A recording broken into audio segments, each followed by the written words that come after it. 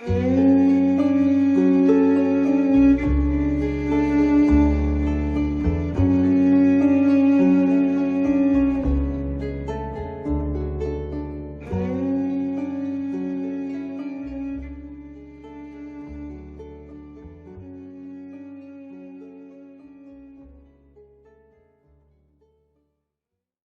t'as trouvé? Alors, je vais t'expliquer, tu en parlais d'amour. C'est un extrait de quel livre de Chaud? Racine de la condition humaine.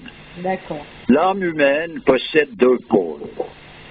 Le moi empirique qui aspire au salut et dont le véhicule est la volonté, et l'intellect qui tend vers sa source à la fois transcendante et immanente et dont le véhicule est l'intelligence. Alors, la participation à l'intellect comporte plusieurs degrés. Elle peut être directe et exigeante, comme chez l'homme de Gnose, et elle peut être indirecte et modeste, comme chez la moyenne des artisans initiés, qui suivent leur instinct métaphysique, ce qui est à la portée de tout homme réellement normal. Tailler des pierres, c'est rendre réceptive la matière animique en vue d'un éveil libérateur. Et en même temps, puisqu'on travaille pour un sanctuaire, collaborer à la construction d'une nouvelle Jérusalem. Au demeurant, tout objet universellement utile est par là même beau en son genre, et un symbole positif et relève indirectement du sacré. En confectionnant l'objet selon les règles, pour ainsi dire alchimiques, l'artisan se recrée lui-même à partir de la pierre brute et en vue de la voie ascendante. Il répète ou plutôt préfigure à l'intérieur ce qu'il fait à l'extérieur. Ici, comme en tout ésotérisme, le principe opératif n'est pas l'humilité sentimentale, c'est la connaissance transformatrice de soi. Le rapport entre l'art sacré et l'ésotérisme s'explique par l'origine céleste de cet art, bien que l'âme raciale ou culturelle participe dans une certaine mesure à l'élaboration des styles, comme elle participe même à la formulation des textes révélés. Toute théophanie est à sa manière vrai Dieu et vrai homme. Ayant fait allusion plus haut à l'humilité sentimentale, nous préciserons ici, il est vrai que la pieuse subjectivité, si elle est sincère, s'ouvre à la miséricorde. Mais ce n'est pas une raison de croire qu'elle seule soit efficace. L'objectivité aussi est un don du ciel, pour dire le moins. De toute évidence, il n'y a rien à redire contre le sentiment quand il n'usurpe pas la place de l'intelligence et qu'au contraire, il est déterminé par la vérité.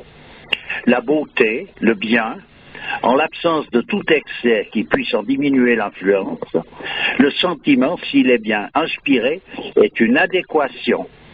C'est aimer ce qui est aimable, détester ce qui est détestable, admirer ce qui est admirable, mépriser ce qui est méprisable, craindre ce qui est à craindre et se fier à ce qui est digne de confiance.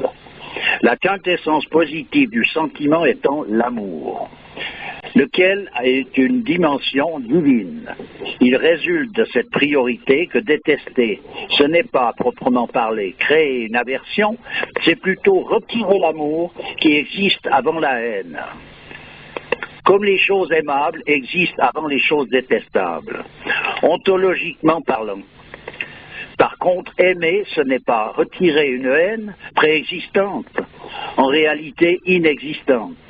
C'est demeurer dans l'attitude originelle, dans l'amour qui, selon Dante, meut le soleil et les autres étoiles. J'ai l'impression que l'homme, il est tellement fracassé, il est à milieu de toutes ces considérations-là. Hein. L'homme avec un grand H, hein, je parle pas de l'homme. L'homme avec un grand H, il ne peut pas être fracassé. C'est l'homme avec un petit H qui est fracassé. C'est lui qui prend toute la place.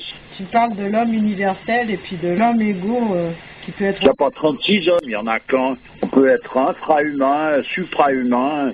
Bon, c'est une chose, mais autrement c'est l'ego. Ça ne me donne pas de solution réelle, quantifiable. Oui, mais voilà, quantifiable, comme tu dis. Le règne de la quantité. Qu'est-ce que tu veux quantifier? Quelque chose qui ne l'est pas, qui ne peut pas être quantifié. Mais quantifier, pas dans le sens de chiffrer, tu vois, c'est pas dans ce sens-là. Ça reste chiffré, quantitatif. Dans le sens de donner une forme à quelque chose, une forme, tu vois. Ça reste quantifié. Je vais te dire un truc, les personnages qui nous montrent les exemples, ils ont passé par des tribulations invraisemblables et ça ne les perturbe pas. Donc, il y a un emplacement où quantitativement, ils ont des emmerdes, mais eux, ils sont en paix. C'est tout ce qui est à voir, ça c'est sûr. Alors il y a encore des peuples qui sont dans cet état d'esprit, tu vois, quand tu vois en Inde, ils sont dans une misère terrible, certains, et puis ils ont le sourire jusqu'aux oreilles, quoi. Donc il y a encore des gens qui sont dans cette position-là. Eh ben ils ont gagné, hein. Oui, oui, tout à fait. Là, je suis tout à fait d'accord avec toi. C'est clair. Et puis pourquoi? Justement, donc, mais la plupart, bon, l'homme occidental, j'ai l'impression qu'il a été vachement fragilisé, tu vois, dès l'enfance. Eh ben parce qu'il est, on l'a retiré on l'a conditionné de manière à être à l'envers. C'est raison pour laquelle il faut s'en retourner, quoi. Donc lui, il n'a pas en général de gros problèmes, il grossit les petits, etc. D'accord. Mais toujours est-il que sa fragilisation, on peut la quantifier, celle-là par contre. Et elle l'amène à sa perte. Mais c'est pas tout à fait ça. C'est que les gens dont tu dis, ils ont le sourire jusqu'aux oreilles, alors ils ont un beau sourire d'amour alors qu'ils sont dans la merde, ça ne veut pas dire qu'ils souffrent pas autant que les Occidentaux. Simplement, ils sont positionnés différemment. C'est tout. Mais eux, ils sont dans la merde, ils n'ont rien à bouffer, ils crèvent de faim, de maladies, et ils voient leur progéniture mourir à côté d'eux, etc. Donc, il ne faut pas me dire qu'ils ne souffrent pas. Ils acceptent leurs conditions comme une grâce. Oui, mais attends, ça ne veut pas dire pour autant que la partie que tu voudrais soulager, c'est la partie qui souffre. Mais cette partie qui souffre, eux, ils l'ont d'autant plus fort qu'ils sont justement positionnés juste. C'est pas un pétard, le truc, tu comprends? Un pétard. Non, mais je veux dire, t'as pas tiré sur un pétard, puis tu planes. C'est que justement, ils sont d'autant plus conscients. Ce qui veut dire qu'ils souffrent d'autant plus. Ouais. Oui, mais justement, moi j'ai l'impression que cette souffrance, elle est concrète, puisqu'elle est liée à des éléments concrets, c'est-à-dire il n'y a pas à manger, il n'y a pas ci, il n'y a pas là, il y a des maladies, etc. Nous, en Occident, c'est une souffrance un petit peu abstraite. On a mal, c'est l'âme qui a mal, quoi. On a du vague à l'âme, d'ailleurs. Ça ne va pas, on est triste, on est malheureux, alors qu'on a tout. On est repu, on croule sous le matériel, on a tout qui va bien, il y a à manger, il y a à boire, il y a de l'eau, il y a un toit, il y a du chauffage, il y a tout. Mais ça va pas. Non, mais je suis bien d'accord, mais là-bas, ils ont aussi quand même des problèmes comme ça. Ils ont aussi des problèmes de cet ordre et ils ont une façon de résoudre les choses. Mais il y a certainement des gens qui... Tu parles de l'Inde, en ce moment, il y a des milliers de gens qui se suicident en Inde. Oui, c'est sûr. C'est sûr que c'était pas... C'est sûr que c'est un exemple. J'ai l'impression qu'eux aussi, ils vont vers ce genre d'affaiblissement de l'âme. Mais justement, parce que la proximité qu'ils ont eue avec l'homme blanc les a fragilisés finalement. Et puis cette époque, ce cycle qui va vers la fin, là, qui met tout le monde dans un désarroi total, quoi. Oui, mais c'est pas l'influence de l'homme blanc, ça? Ah ben oui, mais ça c'est... L'homme blanc, il a été l'instrument. Ah oui, d'accord. Ouais. Parce que l'homme blanc est venu avec ses facilités, lui emmener des trucs pour... il lui a donné des cadeaux empoisonnés, si on peut dire. C'est-à-dire, il a commencé par lui couper les jambes, puis après, il lui a offert des jambes de bois. Ouais, ça... il lui a offert des béquilles. Ouais. Puis ils ont commencé par les béquilles. Non, mais Et après, si les gens, attends, non seulement ça, mais après, il lui a retiré ses jambes de bois. puis voilà, puis ils ont commencé par les béquilles, et celui qui voulait pas de béquilles, eh ben on lui coupait les jambes, comme ça il était obligé d'en prendre. Et puis après, on lui a donc retiré tout, jambes de bois et béquilles. Ah ben tout, ouais. Donc, débrouille-toi. On lui enlève les béquilles, on lui rend plus les jambes, puis on lui dit, ben alors quoi, tu vois? Ça me fait penser à Monsanto, ça. Tu vois, on arrive avec des produits, des pesticides, toutes les, je veux pas dire le mot, tu vois, toutes les horreurs. Et puis on leur donne ça, et puis allez-y. La saloperie, je dirais moi le mot. Allez, saloperie, on va dire saloperie. Le mot est lâché, lâchons le mot. Et puis après, tu vois, ça tue les sols, ça tue tout un tas de choses, et puis on stérilise les graines, donc ils deviennent totalement dépendants d'un système, et donc ils n'ont plus de graines qui vont se reproduire l'année suivante, etc. Puis après on les laisse dans ce désarroi.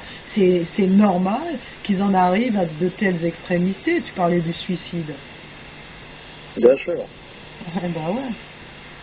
Je veux dire, là c'est un gros tsunami que tu leur amènes d'un coup dans leur petite vie paisible de gens qui vivent très simplement, qui n'étaient pas dans la misère, chacun mangeait à l'époque.